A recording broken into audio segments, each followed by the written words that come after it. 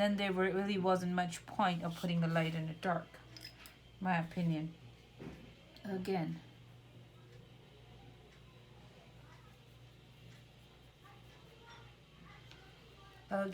you're going to go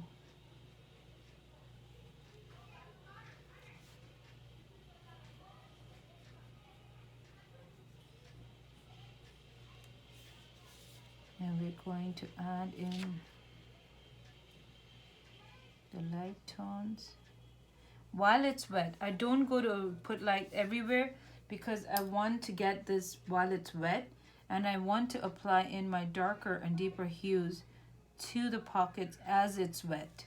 Because remember, this paper is going to soak up. If you happen to make your own paper, which you can, it's not too difficult, and you find that it starts to soak up that paint, well, you got to work section by section. And you will find that you can do it. Don't work for a very large section right away. Take your time, just like I'm doing right now. So I'm like, for example, let's show you what that would mean. So I would just do this part of it. So right from here to this point.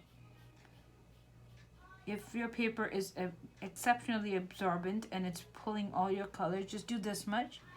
Clean that brush off. Go for your darker tones. Apply them wherever you see them as being darker. And over here, and that's it. And you can move forward. Go back to your lighter tone. Go in for the next pocket. So I'm going to try to cover my arrowhead and have this thing done.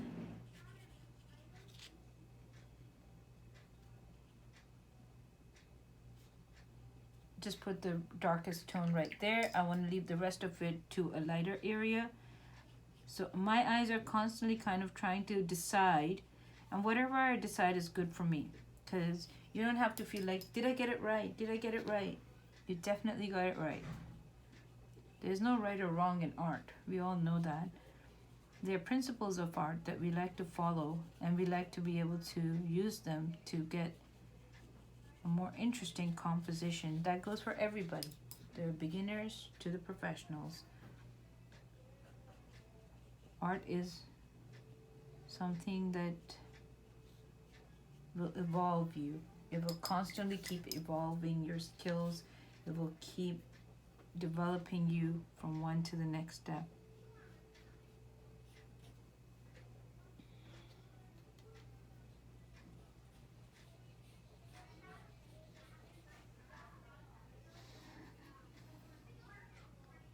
Now moving back and forth.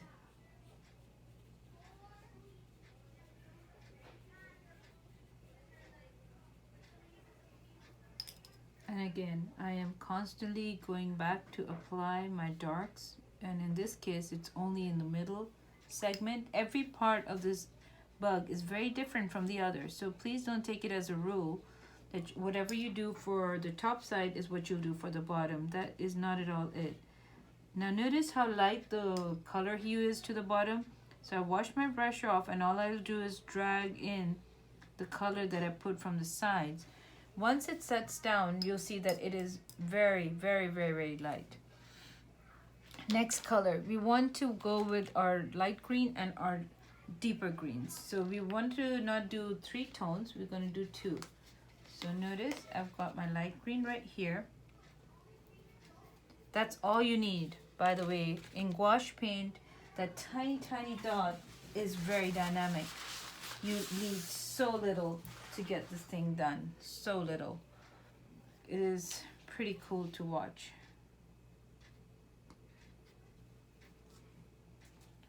Just that little bit will help me cover everything. You won't see me going back to get more. Now, I'm going to keep a tissue paper in my hand just in case I have any other like drops or drips. Same situation, the top has already dried, so we can go back to the upper side of the bug versus going to the lower side, which still needs time to dry. So you have to separate your areas. You can't just attack on the same point, and you can't just assume that it will hold up. That would be a little unfair, my opinion.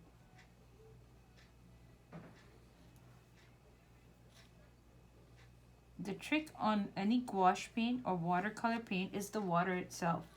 After you set in a concentrated value of any kind of a color, well, all you have to do is get some clean water and guide it to where you can use it. Here you go. So we got that part done, and I'm going to pick in a little bit of my dark tones and apply them from the corners right there. And I will see as to how well it moves. If it's giving me any issues, then I will make it kind of settle down into one pocket. You have to just experiment with your colors. Some colors float a whole lot better than the others, and that's all okay. That does not make it a wrong product. You have to get your comfort level with these different products and just start using them. From the head, there is almost like two stripes that are going down the bug's, next to the bug's eye, that we would like to bring in.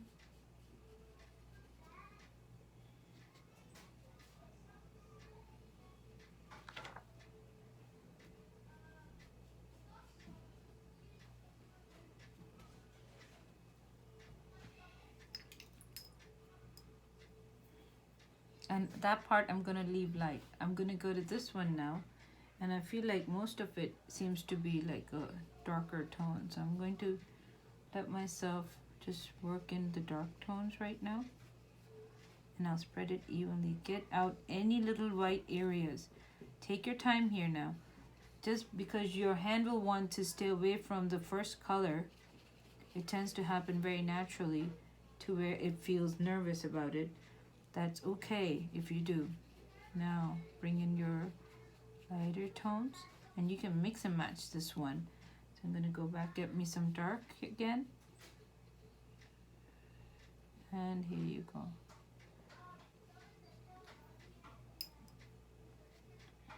Do the same on the other side. Remember, whatever you do to the one side, you have to do it to the other.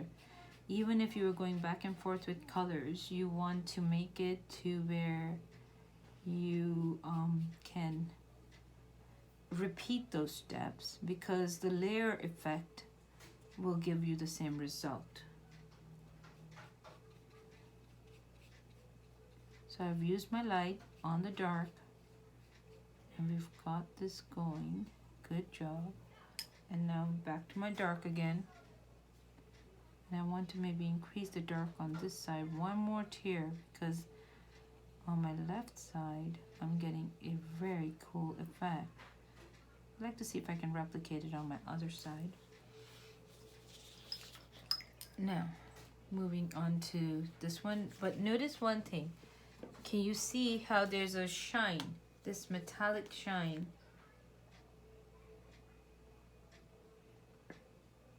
So I've got a little bit of gold paint, and I'm going to keep it at my discretion to where I can just touch into it, just like this. Dot it. Don't try to paint it. Dot it on. A bit, some part of it will float in with the other colors that are still active, but you really want to just keep it where you want it. You don't need it to spread more than you actually want. I'm going to change over now, everyone, to my bigger brush, because the second area is a lot larger. This area, because it's lighter, I'm going to go ahead and put in my lighter tones.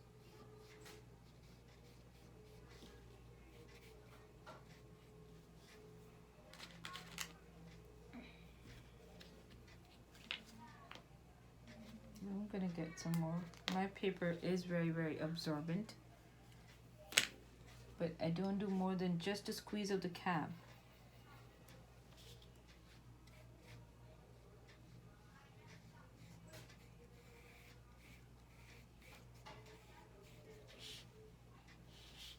A little bit of water. That's all you need. I'm not going back for more paint right now, but I am going to spread my colors out in here.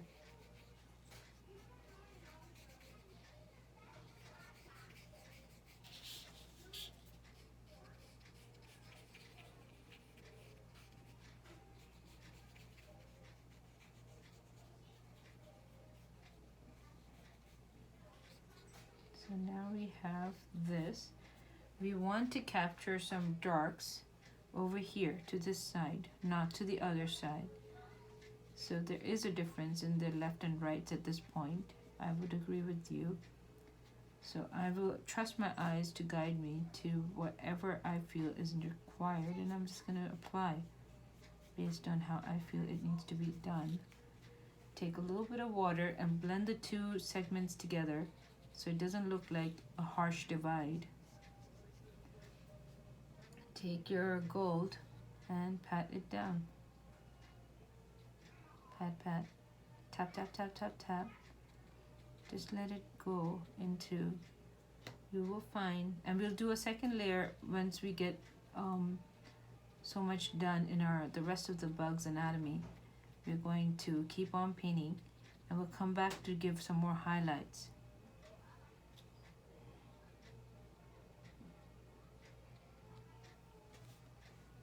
Okay.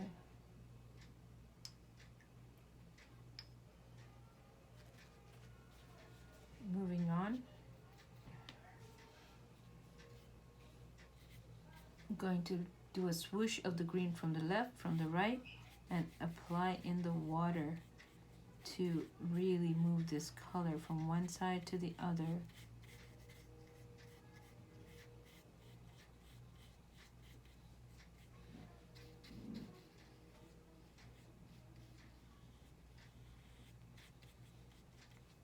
Done. Now to this I would like to add some deeper hues for sure. So I have them on this side and I have them on the other side as well. Left and right both seem to get darker to the side and to the top. Can you see that in the photograph? So I'm just still trying to absorb as much as I can to know what is what. Now, next.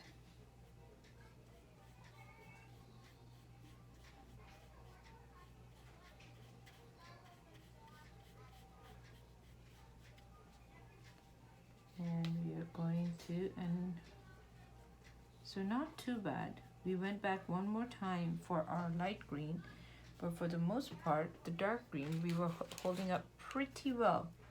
I am going to add a little bit more dark green because I feel like some of my areas need a retouch.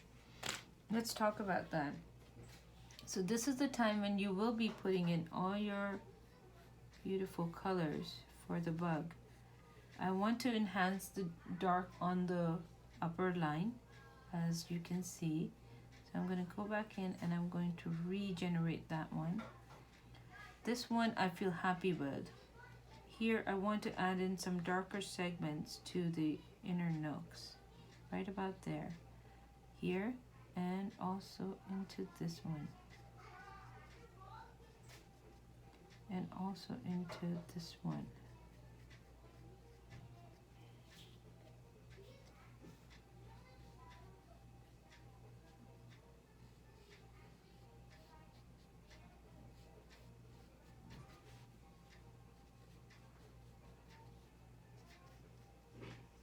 It is the light and the dark as they sit side by side with each other that give your paintings the feeling of dimension.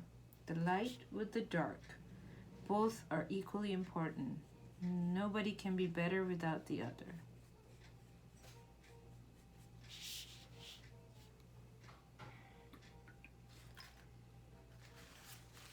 I'm going to put away my big brush for a minute.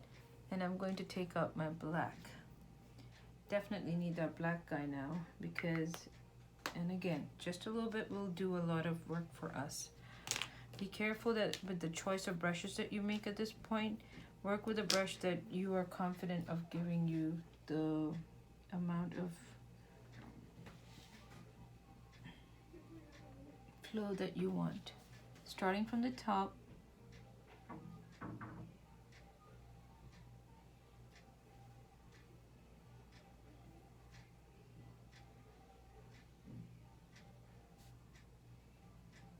remember, I'm still using gouache paints.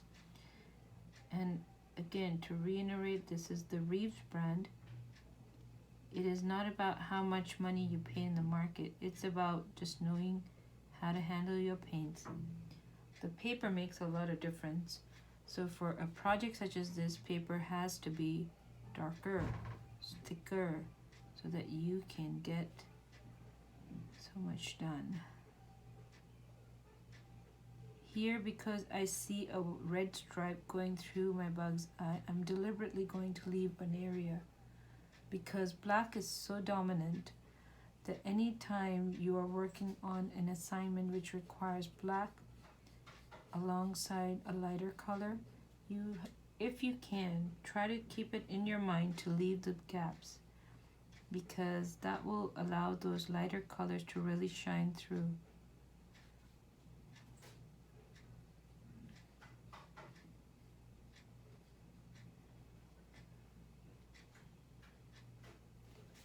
And keep on going, section at a time.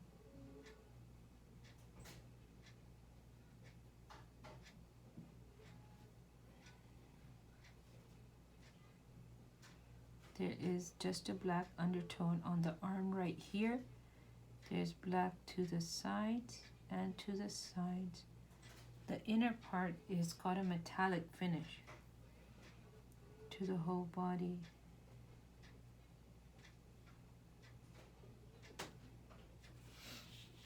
Don't be afraid to turn your paper to be more comfortable about the area that you're working with. If you don't do that, chances are your hand might end up sitting on some wet paint. So again, do not feel like there's a hard rule about these things. There is no hard rule. You got to get to the place where you are working